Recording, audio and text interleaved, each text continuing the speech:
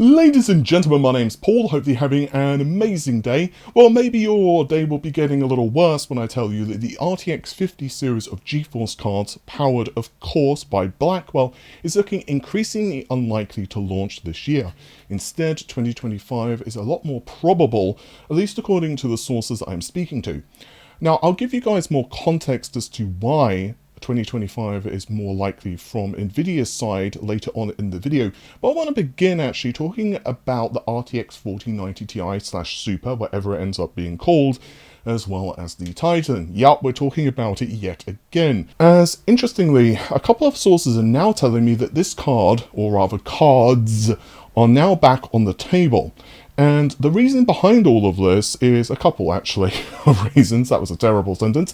The first is that, well, Blackwell isn't until 2025, but the bigger reason is because RDNA 4, of course, is going to launch this year.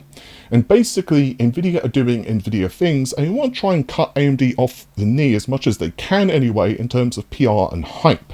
So we're going to, of course, begin this video by talking about the specifications again of these two GPUs and try to talk to you guys more about, Nvidia's plan. So let's just get right into it. If you're running a copy of Windows 10 which isn't activated, of course, not only do you have to worry about the missing customization options, but there's also that annoying Windows desktop watermark reminding you to activate. Today's video is sponsored by WhoKeys.com, and they have an excellent price on Windows 10 Professional as well as home keys. Yeah, and they also of course sell games. I've bought a few Windows 10 keys with my own personal account to test everything was legit and worked in preparation for this sponsored video. You can pick up one of their keys for 25% off using the coupon code RGT in the checkout. There's links to their website in the video description. Also, if you're building a few systems, there's bundles available too. Again, you can check out WhoKeys.com and use the coupon code RGT for 25% off the listed Windows 10 key prices. Now let's get this out of the way. Nvidia are well known for making decisions last minute. In recent years, examples include, but certainly are not limited to, tons of different specifications for the RTX 4090 before launch, as Nvidia were playing around with the performance levels of the card. The pricing for the RTX 20 series were basically made as Jensen was walking out onto stage. No, that's not much of an exaggeration. Random decisions to launch cards like the RTX 3056GB in February of this year. And, well, just patterns like this make it clear to any observer. With that said, I've now been told by two sources that this is true, and they told me this hours apart. Now, they have essentially told me that Nvidia are backing testing with the RTX 4090 Ti, however it now seems to be renamed the RTX 4090 Super, but honestly that's just by the by, who cares, it's just a name. As well as the RTX 40 Titan. As expected, they're still using the AD102 based chip, there's no architectural changes essentially. The same product as in the RTX 4090, albeit with more stuff enabled. And let's just talk about the specifications. So on screen you can see a comparison of the various Nvidia cards, the RTX 4090 Ti, Super, whatever hell it ends up being called, the Titan, as well as the 4090 and the 4080 Super.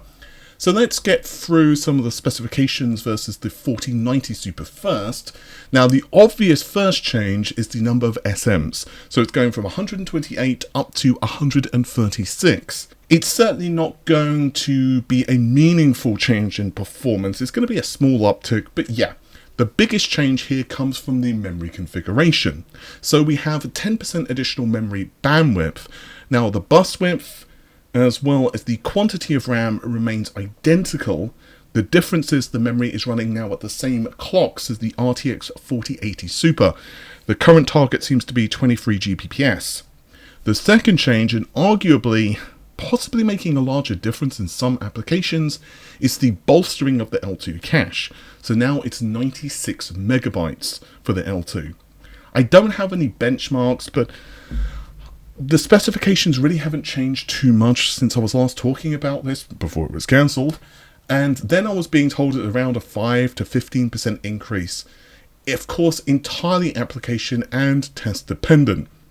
Some games just won't scale as well, they're going to be more compute focused, and well, the improvements in the SMs are just, well, let's say meager. On the other hand, some applications are going to love the additional memory bandwidth or L2 cache, whatever, so they could certainly be higher. Average, I was told, around 10%, which really, if you think about it, if you look at results for the RTX 40 Super cards that we've seen versus the vanilla counterparts, on average, we're looking at around 8 to 12%, again, depending on the test, so it puts it pretty much in line with that. The Halo SKU, however, won't be the 4090 Super. Instead, it will now be the RTX 40 Titan, whatever, again, it ends up being called. Now, this increases the number of SMs up to 142. So again, a very small increase over the 4090 Super. The memory clocks remain the same. However, there's now an eye-watering 48 gigabytes of RAM. The L2 cache is still 96 megabytes. After all, it's fully enabled, so they can't just, well, bolt more on, I guess. And ultimately, the performance difference between the 4090 Super and the Titan, honestly, it's going to be extremely negligible in pretty much every application. This is not going to be a card that aims to take the money from, gamers, although of course some gamers simply will because it's the fastest GPU. The big difference between them is the TDP. So if you notice, the 4090 Super, it has still the same TDP as the vanilla card. Kind of, that's with an asterisk. Of course, you can get 4090s with higher TDPs, and if you're brave enough to do so, you can even flash your own custom BIOS, although you also need the appropriate power connector as well, or the card won't allow you to crank the extra energy through the GPU, but that's slightly off topic. But yeah, I mean, TDP and GPUs is, with custom cards, unless Nvidia are really controlling this, it doesn't really mean too much anyway. And also, in most instances, RTX 40 doesn't nom the full 450 watts if you're using, let's say, an RTX 4090. Again, that will, of course, be application dependent. Ultimately, the big difference, the drawing point here for most users of the 40 Titan is going to be the extra VRAM. It's going to be interesting to 3D artists, perhaps some folks who are interested in, let's say, machine learning. I will say I have absolutely no idea what the pricing is going to be right now for either of these two cards. I'll leave it for you guys to speculate down below. I wonder whether the 1490 is going to become end of line. I don't really believe that's very likely, but who knows, honestly. I would just say right now, if you're looking to buy a Titan and expect still to have 2 lungs left, well, good luck to you. That's all I'll add.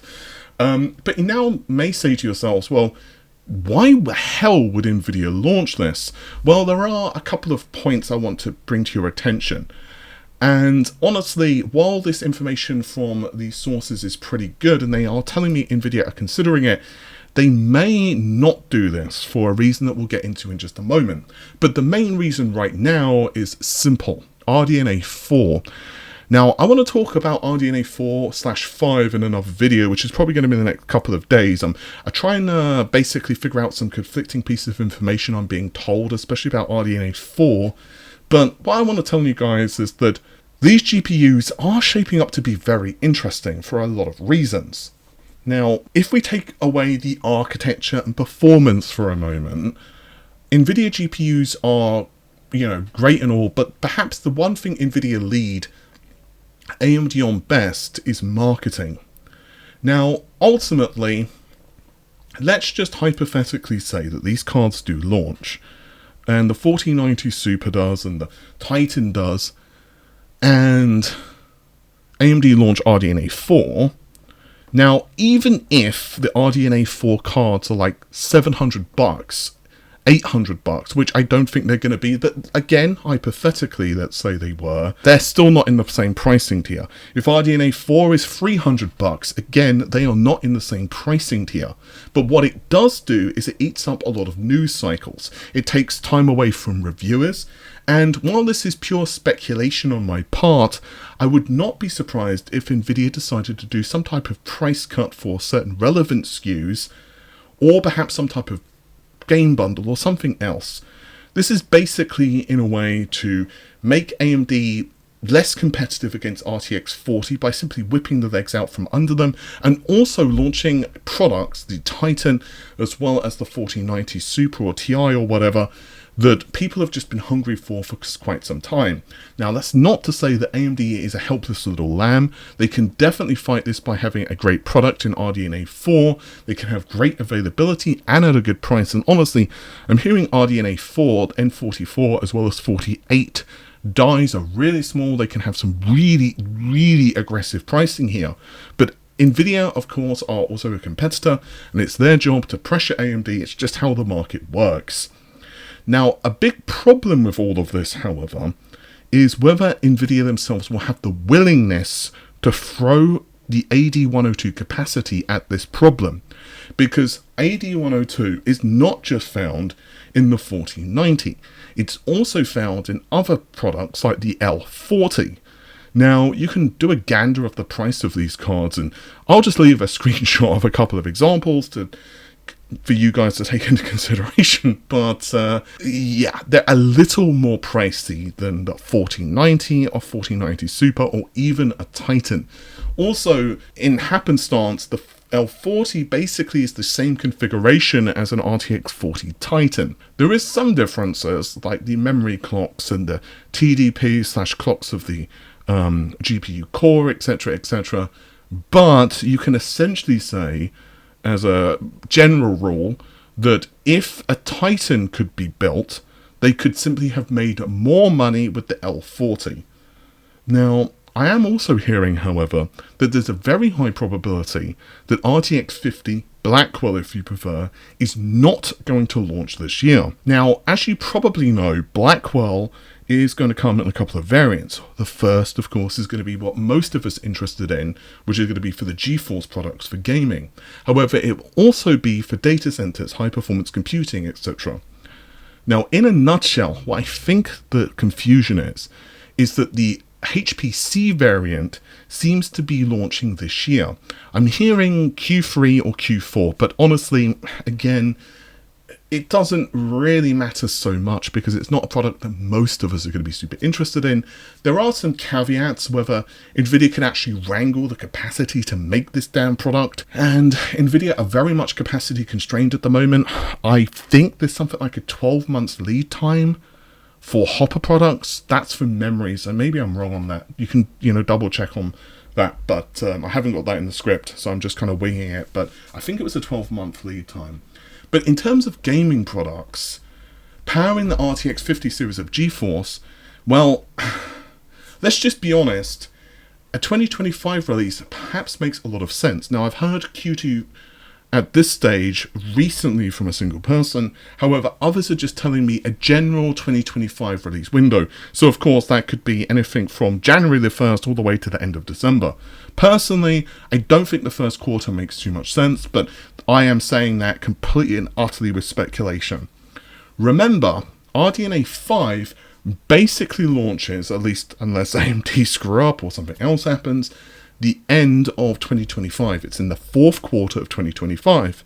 So really and truly, while RDNA 4 is probably going to be a lot more interesting than what a lot of you expect, it won't be enough to have AMD catapult Nvidia from the performance throne, really. So if you use a very analytical, logical perspective of this, you can say the following. So if you want to be very kind of black and white about this, you could say that RDNA 4 is probably not going to be enough to beat out RTX 40, the higher end cards. Nvidia would make more money from Blackwell if it was to prioritize high performance computing as well as AI. It can still shift RTX 40 inventory. After all, recently there is the RTX 40 Super refresh, and RDNA 5 is not until the end of this year. So you can say, well, logically speaking, does it make sense for Nvidia to launch Blackwell this year? So there you have it, guys. Hopefully you have enjoyed the video. I'm going to be very interested to see what happens with GPUs over the next couple of years, quite frankly. There are a ton of different things which are happening in the market at the moment, not just in terms of discrete, but also just the fact that, well, I think we can somewhat see the writing on the wall for lower end GPUs simply becoming APUs. So with so many different moving parts, I will be extremely excited to see what happens actually from all of the big vendors and players, not just in terms of the hardware, but also the software as well. With that said, thanks very much for watching the video. Take care of yourselves. Bye for now.